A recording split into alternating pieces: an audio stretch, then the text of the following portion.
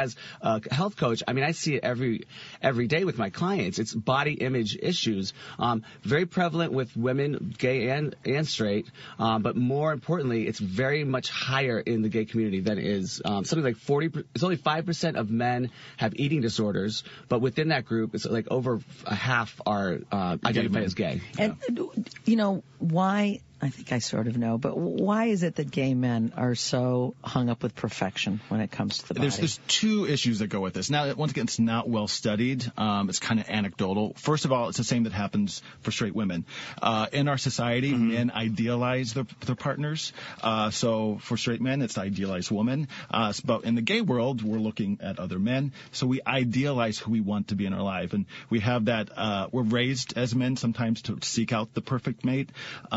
And then also in our community, we're sexualized, whether you just want to say hypersexualized or sexual freedom. Then we also sexualize the body. So we have an ideal sexual idea of what we want in a partner as well. And that both translates into body pressures on ourselves and on those we date. Because often you also see in our community where you'll see someone who's not in great shape, but they're dating a really hyper in shape person. Because once again, they're seeking that in their partner. Right. Yeah.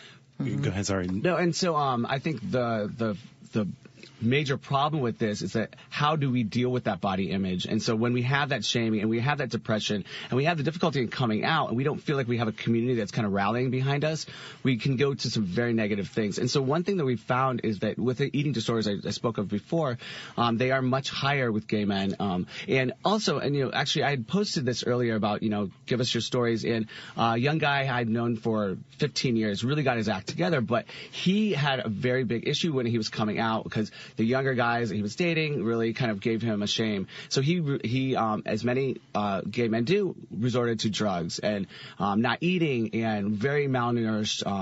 And in some respect, that's kind of self-medicating. Right. Yeah. Because like I said before, being overweight is a health issue.